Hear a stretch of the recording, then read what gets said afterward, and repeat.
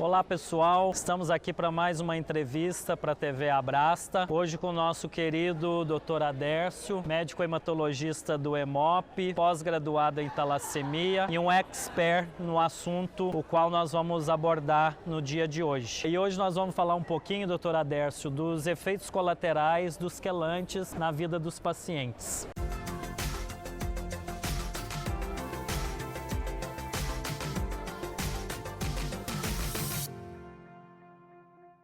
Quais são os efeitos colaterais dos três quelantes a curto e a longo prazo na vida do paciente com talassemia? Primeiro falar que essa terapia quelante foi um avanço muito grande, não é? A talassemia sem a quelação, os pacientes certamente não existiriam hoje. Então, nós temos três tipos de quelantes mais usados que são disponíveis para a gente na medicina, no dia a dia. A desferoxamina, que é o Desferal, mais conhecido o nome comercial do remédio, tem uma longa data de experiência.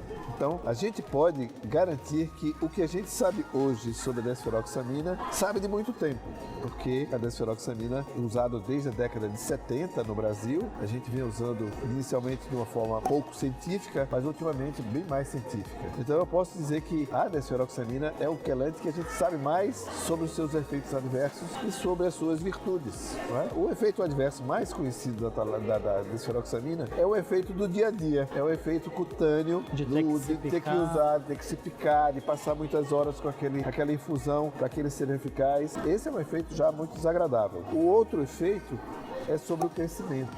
Em crianças, a gente viu que pode prejudicar o crescimento das crianças, pode dar dores articulares e pode dar algumas alterações. Por exemplo, as alterações oftálmicas, as ações oculares, são muito conhecidas, tanto no sistema visual como no sistema auditivo. A gente tem que ter muito cuidado e prestar atenção nisso, porque isso pode perturbar. O outro quelante que surgiu em seguida e que eu tive a oportunidade de, na Inglaterra, de ver o lançamento e o primeiro uso dele, que foi a deferiprona, ele tinha um efeito tão esperado, né? Tão esperado e foi tão útil, quer dizer, continua sendo extremamente útil para muitas situações clínicas. O L1, que é a deferiprona, né, tinha um problema e ainda tem um problema que a gente tem que ver, que é a questão da granulocitose. A diminuição do número de leucócitos tem que ser monitorada por hemogramas semanais inicialmente, depois quinzenais. Depois que a gente vê o doente tomando por mais tempo, a gente pode até relaxar um pouquinho, ver um mês. Tá, e aí, interrompendo um pouquinho o senhor, eu já faço uso do Ferriprox há mais de 15, 18 anos. Qual que é o tempo de relaxamento desse hemograma? Porque antes era semanal, quinzenal, mensal. Há chances de ocorrer algum problema, mesmo você tomando a longo prazo? Há descrição de casos de anos depois de uso do indivíduo desenvolver a granulocitose. Mas isso é uma coisa tão pouco consistente que eu não posso lhe dizer qual é a periodicidade melhor de um hemograma. Mas hoje em dia, por exemplo, nós temos usado trimestral até. Como as LMEs do sistema de saúde, do SUS, são renovadas a cada trimestre e a gente faz a cada 3 meses, temos encontrado o uso de deferiprona muito seguro, muito tranquilo. Uma das coisas que pode acontecer no início do tratamento com alguns doentes são dores articulares e um certo barulho nas articulações. A deferiprona é um remédio que, de certo modo, é muito seguro, muito eficaz e muito bom para a maioria imensa dos pacientes com talassemia. O Deferazirox, que foi o último dos quelantes, tem alguns efeitos adversos que precisam ser prestados atenção, principalmente com relação ao estômago, né? O remédio tem que ser diluído em água ou em suco e ele dá um gosto ruim,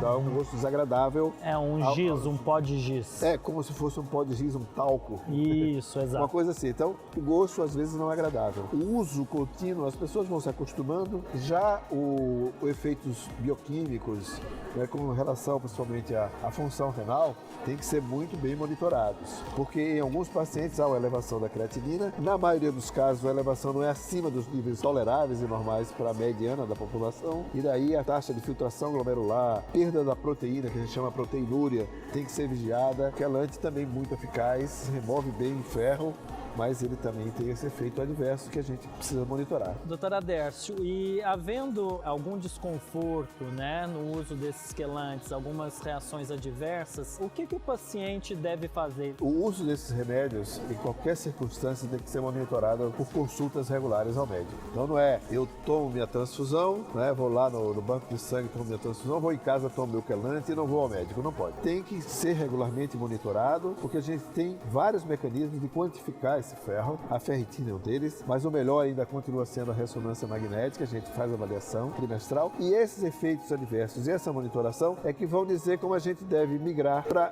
um desses quelantes de um para o outro ou a mistura, que a gente chama terapia combinada quando há necessidade. Então, de repente eu vou monitorar e aparece lá no talassêmico major um ferro cardíaco aumentado, daí eu posso acrescentar ao esquema da deferiprona a desferroxamina para fazer o efeito que a gente chama de ponte, né, de ligação, para excretar melhor o ferro. E também o caso da desferroxamina, a gente vê e monitorar como vai ser essa infusão. E também o deferazirox é muito importante a sequência por causa daquilo que eu falei, da questão renal. Então, o doente não pode faltar às consultas, até porque a própria regulamentação do SUS exige uma consulta trimestral para a gente renovar a LME e para poder pegar o remédio regularmente. E dentro ainda desse campo, né, das reações adversas, a gente sabe que o paciente que sofreu esplenectomia, por exemplo, se ele faz uso do ferriprox, deferiprona, quando ele apresenta um quadro febril, ele é orientado a parar o uso e procurar um médico. É essa mesma indicação, né?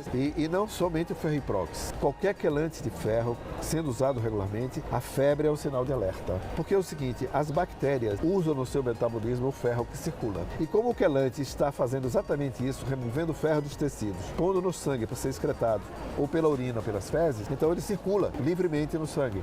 E nessa hora ele pode provocar um estado febril e contribuir para o desenvolvimento da infecção bacteriana. Doutor Adércio, e dentro desse universo todo que a gente já falou um pouco, existe alguma coisa que pode prevenir esses efeitos adversos dos quelantes? Sim, a gente pode usar. Uma boa hidratação, uma boa alimentação ajuda a qualquer medicamento a funcionar bem. Agora, com relação especificamente ao deferazirox, é preciso ter um cuidado com os dados bioquímicos, porque as reações renais, por exemplo, são assintomáticas. Assim como na deferiprona, queda dos leucócitos também podem ser no início absolutamente assintomáticas. Então é muito importante que isso tudo seja seguido, que seja referido pelo paciente. Agora, o que se pode fazer? Por exemplo, no paciente tomando deferiprona que tem artralgias, pode tomar um analgésico, um anti-inflamatório por pouco período de tempo que vai melhorar aquilo lá e vai havendo adaptação. A gente faz muito em medicina o ajuste da dose de acordo com a complicação. Então, se eu estou com um paciente com uma reação cutânea, por exemplo, ao deferazirox, eu posso dar um antihistamínico, reduzir a dose, reintroduzir novamente e assim fazer. Então, é preciso que o paciente relate o problema para que a gente possa contornar o efeito adverso. Doutor Adércio, e ainda dentro da questão do desferrazirox, né, muitos pacientes relatam para a gente os problemas intestinais. Então, há alguma coisa que pode ser feito? Com o uso contínuo, isso tende a melhorar ou é alguma coisa que pode ser feita? Tem, sim. O deferazirox, como ele tem naquela composição do comprimido uma quantidade grande de lactose, então algumas pessoas que têm intolerância à lactose podem desenvolver diarreias e podem não reverter. A gente vai ter que trocar o quelante nesse caso. Mas em algumas pessoas dá para a gente reduzir uma dose anterior e ir reintroduzindo com a dose e aí vai havendo adaptação no organismo. Então é preciso que a gente faça um estudo de cada caso é um caso e é preciso que seja relatado para o médico o efeito para que a gente possa tomar a medida adequada. Doutor Adércio, foi um prazer. Esperamos contar com o senhor aí por muitos e muitos anos. Eu agradeço também essa oportunidade. Novamente digo que estarei sempre disposto a ajudar e a colaborar para a Abrasta. Eu fico muito feliz com essa evolução, a evolução tecnológica. A gente lamenta ainda que haja muita dificuldade dentro da nossa prática médica de exercer com amplitude isso, a falta dos remédios, a descontinuidade das coisas, a falta das bombas para a gente usar o desferal como a gente própria precisa. Ressonância, né? A ressonância magnética, quer dizer, essa tecnologia da comunicação, ela precisa vir paralela à tecnologia da medicina. medicação, da medicina. Pessoal, esse foi mais um vídeo tentando beneficiar os nossos amigos, pacientes e toda a sociedade. Divulgue o nosso trabalho, curta a nossa página, deixe o seu comentário, mande o seu like. Inscreva no canal da Abrasta. Tchau, até a próxima.